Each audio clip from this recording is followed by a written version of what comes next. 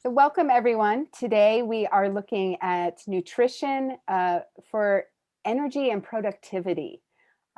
We are lucky to have Caroline McDonagh here with us.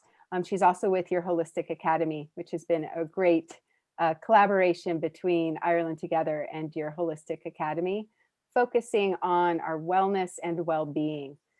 So Caroline, I will give it to you.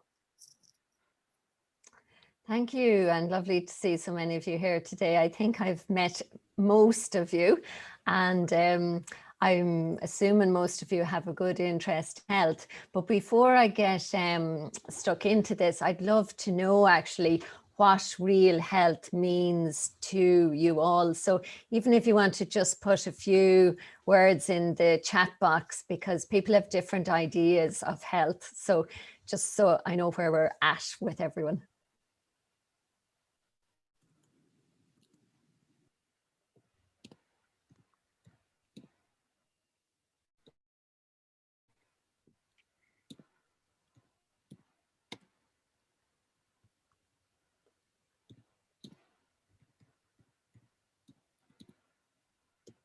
Body, mind working as it should. Excellent. More energy, alignment of body, mind, soul, peace of mind and body, maintain a good level of physical and mental health. This is brilliant.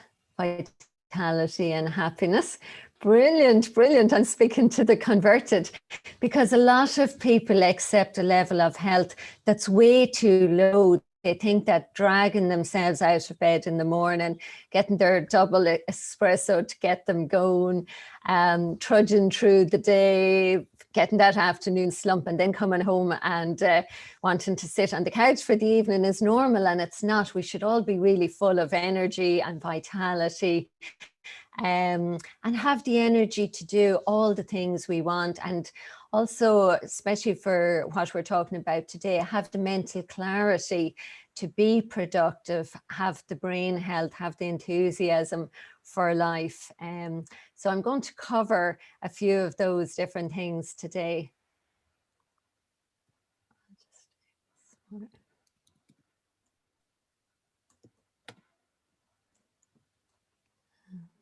So I just want to briefly tell you how I got into this whole area.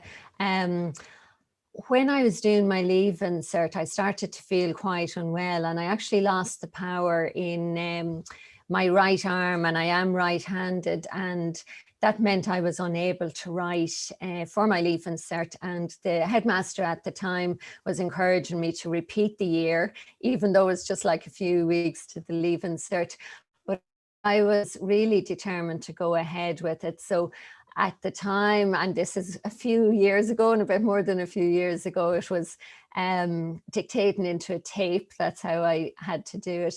But unfortunately, I got more and more unwell. And even though I got my place in university to study a commerce degree, I was really reliant on my friends to help me. I still couldn't write. I needed their help in carrying books, all of that. My back, my whole body was getting more and more affected. So the end of this year, again, I had to dictate my exams, and then going into second year, I literally had a back brace, a neck brace, I had a splint on my hand. I was just kind of being held together, still very unwell, and my health was deteriorating to a point then that I was ending up more time in hospital than, you know, going to university or anything. So I had to leave, and it actually took a few years for me to get a diagnosis, and I got very seriously ill. I was very dependent on my parents to help me, to even at times feed me. I was so ill at times, even carry me to the bathroom. And the doctors really gave me a poor prognosis, and they didn't give me much things to look forward to, if you like, or they weren't very positive about my diagnosis or prognosis. But it was like there was a part of me that really wanted to get better and really felt I could get better. So I started reading all these books on health, on nutrition, on the power of the mind. And I started practicing visualization and relaxation, and trying all these different diets, from all kinds of strict elimination diets to every diet you could think of, really. And That's helped me on the road to getting better. And I did go to lots of natural practitioners, and lots of people did help me along the way. But I really felt that the whole area of the nutrition and the power of the mind really helped in my recovery, to the extent that I wanted to go on and study it, so that I could help other people with it. And then to that end, when I got better, I studied as a holistic nutritionist, then a clinical nutritionist. So I practice as a nutritionist full-time now, and I'm also a life coach, health coach, NLP coach. I've studied psychotherapy. I'm a psychotherapist, holistic preventative medicine practitioner, yoga teacher, body sculpting teacher. So all the whole areas of health and wellness, really. And I've lectured on diplomas in nutrition for over 20 years. I've helped develop health supplements, really anything I can do that's going to help people. So for me, I really, really value my health, as you can imagine, and I'm not going to let any food pass my lips that's going to in any way harm me or bring down my energy. And for me, I have a really big picture of health. It's physically, mentally, spiritually, socially, and emotionally. And my aim would be to help us increase our life force and our energy by our physical and our mental diet, because also the thoughts we think and our mindset are really important to our whole experience of health and well-being. And I'm sure some of you have heard this saying, let food be thy medicine and medicine be thy food, by Hippocrates. And really, I'd go along with that as much as is possible. I'm not against ordinary medicine, but I really feel that natural medicine and complementary medicine and the whole area of food as medicine has a huge role in our health and well-being. So just to give you a few facts, which sadly are a bit scary about nutrition, there's 11 million deaths a year globally contributed to poor diet.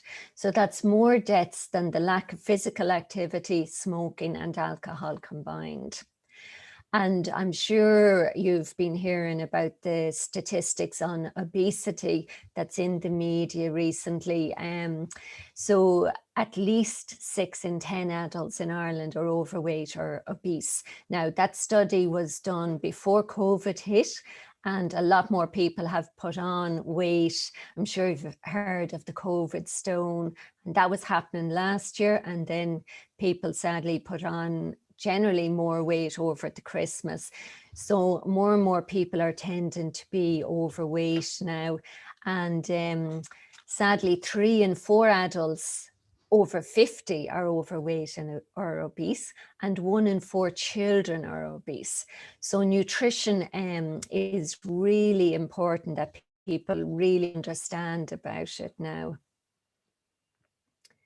So today, in our limited time, I want to go through some of the basics of good nutrition, particularly nutrition for energy and productivity, the importance of getting the right protein, fats, and carbohydrates, reducing sugar, alcohol, and caffeine. I'll give you a few ideas for healthy snacks, and we'll talk about food and mood and brain health also. So it's really important to get the foundation right. I see people going into health stores or ordering health supplements online, which is all very well, but there's no point just ordering one little nutrient if you don't have the foundation right. And I'm not a fan of some of the crash diets that are being talked about in the media. Some of those can seem okay short term, but long term, unless you know what you're doing, they could be quite detrimental. So for example, some of you might remember the phase of the cabbage soup diet, and people were living on cabbage soup, and yes, you'll lose weight if you just do that diet.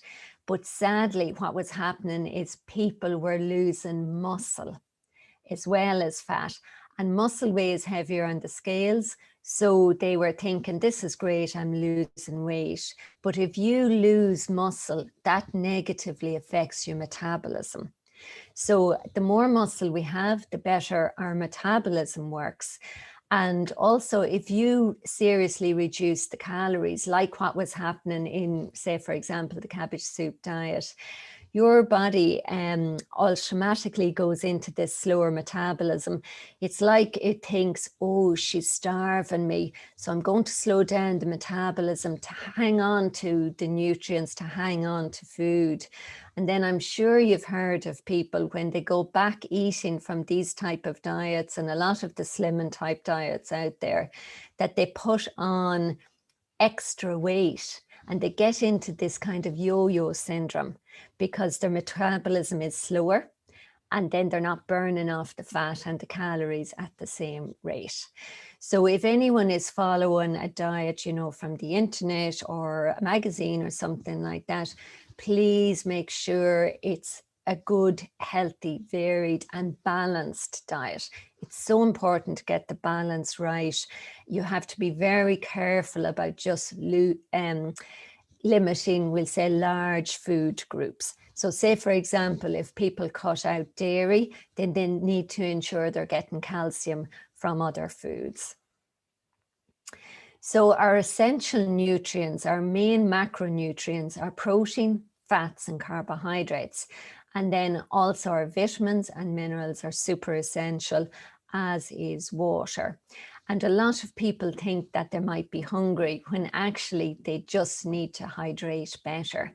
So if you're feeling, say, peckish, or you think you are even in between meals, make sure you're drinking enough water, and even make sure you drink some water at least half an hour before eating.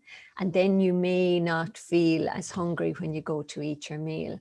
But I do recommend that people don't drink too much water with their actual meals, because that can dilute your digestive enzymes. So a big bugbear of me, if any of you have heard me talking before, is sugar. And I'd really encourage people to reduce their sugar and preferably cut out sugars as much as is possible. That would be added sugars. So avoid sugar, avoid processed foods, and please watch out for hidden sugars. So more and more there's sugars hidden in our foods now. So I'd encourage people to start looking at labels. There's sugar in foods we'd never think it would be in. Like there's sugar in some brands of smoked salmon now. There's a lot of sugar in things like the normal brands of tomato ketchup. Obviously, there's lots of sugar in fizzy drinks. Like one of the most popular fizzy drinks has 10 teaspoons of sugar per 1 can. So if you look at what I have here, the World Health Organization say no more than 6 teaspoons a day, and that's 24 grams. And 1 teaspoon is 4 grams. And most people have gone beyond that 24 grams just by their breakfast. Like if you eat one of those, say, boxed cereals, I don't want to name particular types or brands, but a lot of them have loads of sugar. And then I see a lot of people adding more sugar to the cereal. Now that's a terrible way to start the day. You're really affecting your blood sugar balance and therefore your ability for your body to burn fat for the whole day. So with sugar, as you probably know, it contributes to obesity, to tooth decay, to mood swings, to diabetes. Kills someone every 6 seconds worldwide. Now, type 2 diabetes is often called adult onset diabetes, but sadly, more and more children and teenagers are getting this. And type 2 diabetes is totally avoidable. And people are getting this because mainly of the extra sugar and the processed foods they're taking in. So just be very aware and careful of that. Now, with some of my clients, if say these things like these health concerns don't put them off the sugars, with some of my female clients, when I talk about how it ages us and it affects the skin, it sets up a thing called advanced glycation end products in our bodies, and that contributes to wrinkles and aging. So with some people that gets them, With other people, the fact that it contributes to inflammation, they might consider, okay, I should cut down on my sugar. It really contributes to brain fog. So just to give you a simple example, say if you take in sugar, your blood sugar levels go up, your body produces insulin to deal with it, your blood sugar levels go down. But what can happen is they can go down worse than before, so you can feel a bit more tired. And then that can contribute to brain fog and low concentration. So if you want to be productive, I would really recommend cutting down on sugar. And also sugar affects our gut health. Now, again, gut health is a whole topic in itself. But just again, to put it simply, in our gut, we have good bacteria and not so good bacteria, or some people call it bad bacteria. And these bad bacteria feed on sugars. And if they start growing and start overpopulating the good bacteria, that can cause a lot of issues with gut problems, with IBS, with things like that. And also we have to remember that about 70% of our immune system is actually in our gut. So it's super important that our gut is working properly. And again, as some of you would know, there's a strong link between our gut health and our brain health. So again, if our gut isn't functioning properly, our brain health won't be working as well as it should be. So the importance of protein, I really encourage people to get plenty of protein every day. 100 grams is a good amount to aim for, because even if you take in 100 grams, generally people won't absorb all of that as protein. Now, some things that you might look up might say 30 grams of protein. That's an absolute minimum. If we were all living in a fabulous sunny area and had no stress at all or no health issues, then 30 grams is adequate. But stress actually even uses up protein in our bodies. Even to keep ourselves warm in our kind of climate, we need more protein. So now again, some people genetically need more protein and some people mightn't need as much. So the first class proteins would be things like our meat, our fish, our dairy, our eggs. And then what's known as second class proteins would be your beans, your chickpeas, your legumes, your pulses, your seeds, your nuts. And then some grains, say like quinoa and millet, are relatively high in protein. So for vegans or vegetarians, they have to be very careful that they combine these second-class proteins well to make sure they're getting enough of the essential amino acids in their diet. Because there's 9 essential amino acids and we must take those in from our diet. And then from those, when we take them in, our liver can actually help manufacture all the other amino acids we need. So just again, to give you a little example, say if you take just a meal of rice. Rice is very low in protein, so you're not going to get much protein in that meal. But if you take beans with that rice, it's like they dovetail. It's like the amino acids complement each other in these foods. And then overall, you're going to absorb more protein from that food. So just to give you an example of some proteins in typical foods. So an egg is about 6 grams of protein, and Weetabix, 60 grams is about 6 grams of protein. Now, Weetabix used to have sugar, and now it does have some sugar, so just be aware of that. 100 grams of tuna, depending on the brand, is typically about 20 grams of protein. Some are slightly higher, 23, 24 grams of protein. 30 grams of cheese typically would give you 10 grams of protein. 200 grams of steak would typically give you 40 grams of protein. 50 grams of red raw peanuts typically gives you 12 grams of protein. Now for vegans and vegetarians, something like your red raw peanuts, they're actually a very good source of amino acids. and combining those with other foods can really bring up your amino acid profile, which again means you'll absorb more of the protein. So if you are vegetarian, taking peanuts and cheese or peanuts and eggs together make complete protein. Fruit and vegetables generally are low in protein, but some say like your parsley, your kale, your Swiss chard, spinach, they can be around 6% protein. So just to give you a little idea on that. Now with carbohydrates, not all carbohydrates are equal. So I'd encourage people to stay away from your white type of carbohydrates and your more processed carbohydrates. So stay away from, say, your white flour type products, your donuts, your cakes, your biscuits, your white rice, those kind of things. Go for your whole grain carbohydrates and go for your fruit and your vegetables. Now, some of you may have heard of the glycemic index, and that rates foods according to how quickly or slowly they'll raise your blood sugar level. So it's always beneficial to keep your blood sugar level balanced. We don't want our blood sugar going up and down because that can affect our energy, it can affect the way we feel, it can affect our emotions, it can affect our moods.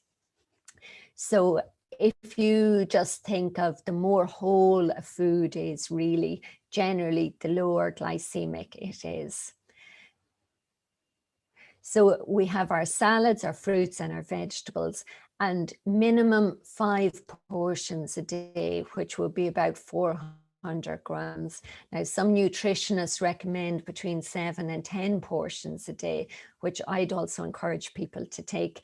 But with going to a higher number of portions, I'd encourage you to take more of those portions from your vegetables and your salads, because fruit is good, but keep it in moderation. And again, it's been shown in research that the millions and millions of deaths a year could be preventable just by people taking more fruit and vegetables. So it's super important. And really, when you look into all the nutrients in fruit and vegetables, all the vitamins, the minerals, the phytonutrients, the nutraceuticals, nature has provided us with so much, it's incredible. So they give us fiber as well. They're giving us our calcium, our magnesium, our potassium, our vitamin C, vitamin E. It's just fantastic what's in them.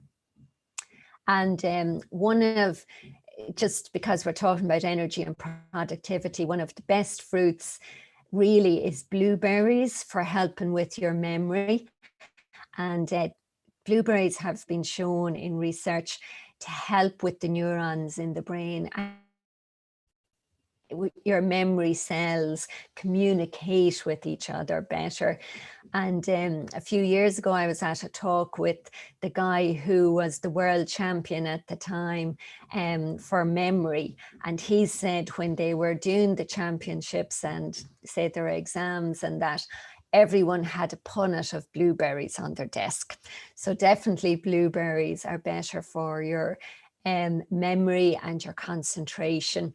And also there was a study done with people whose average 78 in a nursing home, and they gave those people extra blueberries for 3 months. And they found at the end of 3 months that all of their memory improved and all of their ability to recall improved. And then they actually did the same research, but instead of blueberries, they used grape juice, the dark colored grape juice.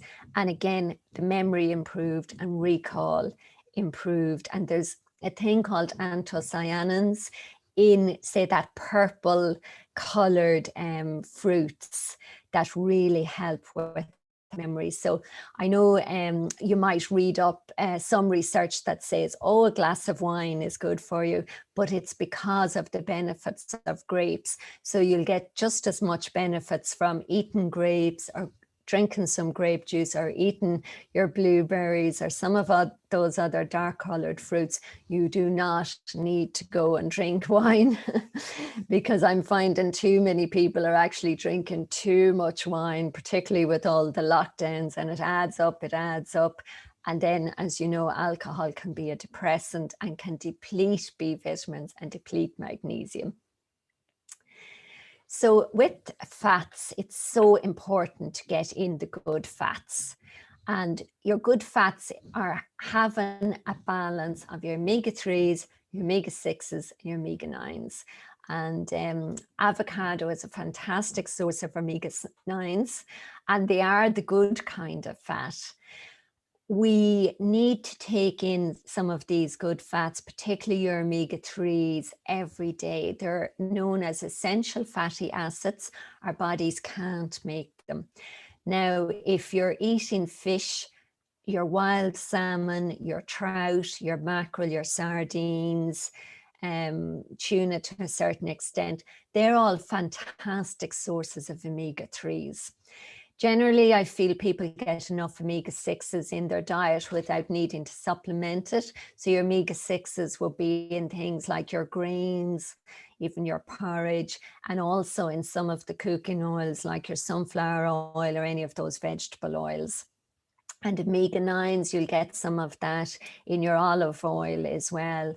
And olive oil is a good one for even helping to bring down cholesterol. But what I'd recommend is that you use a really good quality extra virgin olive oil and use it maybe as a salad dressing. And that's the best way to get your omega-9s. But your omega-3s, I'm sure you've heard about the benefits of fish for your brain. I know we used to always be encouraged when we were growing up to eat your fish, that it was good for our brain. And that's because of the DHA and the EPA that's in the omega-3s. And also omega-3s have been shown to help balance your blood pressure and bring down your cholesterol. And they're also very good for joint pain and inflammation. Now, if you're a vegan, some of the best sources for omega-3s will be things like your chia seeds or your flax seeds, or taking some cold pressed linseed oil. So it's super important to reduce alcohol, as I mentioned, because it is a depressant. It does reduce magnesium in your body, and magnesium is actually really important for your energy. It reduces the B vitamins. B vitamins are very important for your energy, and B vitamins are very important to help your body handle stress. They're very important for our moods, and very important for your adrenal glands and to help protect against adrenal fatigue. Reduce caffeine. More and more relying on caffeine for energy, and it's like a vicious cycle. So when people take in caffeine, it does give you a boost. It's like it gives your adrenals a boost and you feel some energy and you think, ooh, this is great. But sadly, what happens is that energy goes down and your adrenals go down, and then people start thinking, oh, I need another cup of tea or coffee, or I need something else with sugar or something else with a stimulant in it. And over time, that puts your adrenal glands under pressure, and your adrenals look after your ability to handle. And if they're fatigued or if they're exhausted, that really brings your energy down, and people will feel fatigued, they'll feel exhausted, but also they can feel like the slightest thing can stress them out, or they can't cope as easily. So it's really important to look after your adrenals and protect your adrenals. Now, also with tea and coffee, there's an acid in them called tannic acid. And tannic acid can inhibit the absorption of your alkaline minerals, say like your iron, your calcium, your magnesium, your zinc. So if you are drinking tea and coffee, I'd recommend that you keep it apart from your meals, just so that you'll absorb the minerals from your meals as well as you can. Because also all those minerals I mentioned there are very important for your energy. Particularly iron is super important for your energy, and especially for women. And magnesium, again, as I said, is really important for your energy. And again, as I said, really important to stay hydrated. Aim for at least 1.5 to 2 liters of water a day. Drink it between your meals. You can always flavor it with some natural lemon or lime, or infuse fruit into the water, or infuse things like cucumber or mint. Natural mint is very nice in water, and also mint is good for your concentration and your memory and your alertness, as is rosemary. So adding rosemary to your meals can help with your concentration and your memory. But even if you are lucky enough to be able to grow rosemary, though it grows quite easily in a pot on your windowsill, just even sniff it and smell it can really help with your memory and your concentration. And also, before I leave about staying hydrated, coconut water is actually nice to drink, but also it can give you some minerals like your potassium. And exercise, coconut water is very good to just bring back in any electrolytes that you might have lost through sweating. So that can be very good. Now, with healthy snacks, again, I'm encouraging people to take things like your blueberries, even your pineapple can give you energy. Now, even a few slices is plenty. Walnuts are fantastic. All nuts are, but walnuts in particular have been shown to help with your brain power and your memory and your concentration. And even if you look at the shape of, see, it's nearly like the shape of our brains. So I do think it correlates very well.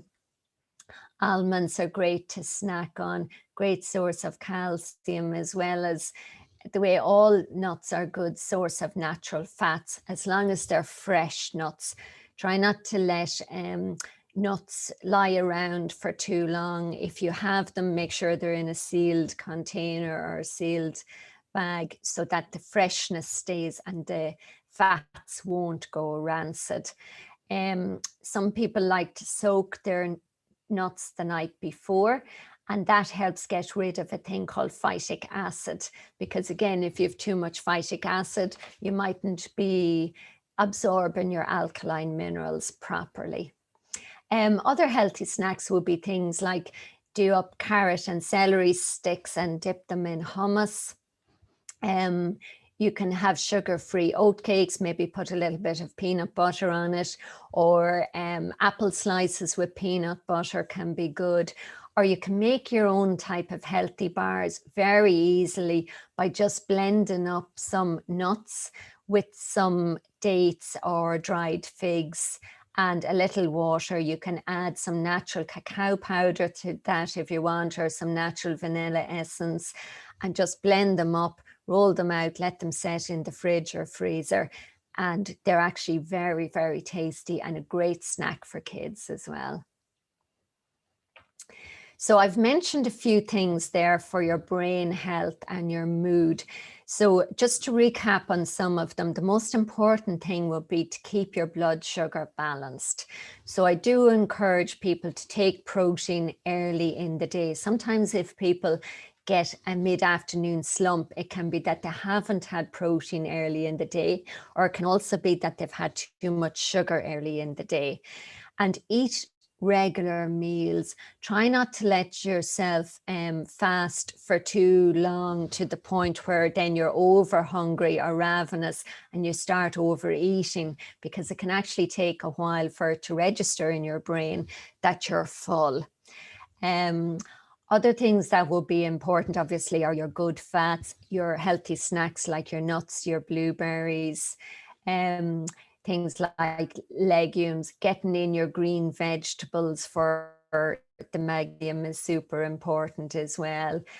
Some people take coconut oil because of the MCTs, the medium chain triglycerides that's in it, and that can have a good effect on your energy, and that's particularly good for athletes. Things like chia seeds can be very good to give your brain a boost as well. And keeping your gut health balanced can make a huge difference as well. And again, just making sure you have enough iron, vegetarian, make sure you're having plenty of green vegetables, not taking your tea and coffee with your green vegetables, just absorb and the iron, because people don't absorb all the nutrients we take in. There's a whole lot of digestive processes that go on. So even the way you combine foods can be super important. So obviously other tips would be, you know, to get your fresh air, get your sunlight, get your exercise, get adequate sleep. And I'd encourage people not to eat just before going to sleep, because then your body is trying to digest your food rather than doing the healing and repairing it should be doing when you're asleep. So again, eating a heavy meal at night wouldn't be recommended at all. So there's some of the main pointers I wanted to mention to you today. Obviously, at the moment, it's super important to keep our immune systems balanced as well. So I encourage everyone to have enough food that's high in vitamin C. Again, your fruits and your vegetables are very high in vitamin C. Particularly things like your bell peppers are a great source of vitamin C, your oranges, your kiwis, but all fruits and vegetables are. Make sure you're getting enough vitamin D. If you're eating, say, your oily fish, you'll get some from that. If you're eating dairy, like your butter or your cheese, if you're eating eggs, they're all good sources of vitamin D. But really, it's been shown, say, this time of year, during the winter in Ireland, the majority of people are deficient in vitamin D. So if you are going to take a supplement, that would be one I'd really recommend that you take. Zinc is super important for your immune system. Good sources of zinc are things like fish, particularly shellfish, and meat is very good. And for vegans and vegetarians, seeds like sunflower seeds and pumpkin seeds are good sources of zinc. Iron is important for your immune system as well. We've mentioned about that. But also some herbs and spices like turmeric is very good to add to your foods, good for inflammation as well. I'm a great fan of parsley because parsley is fantastic to alkalize your body, and the natural state of our bodies is slight alkalinity.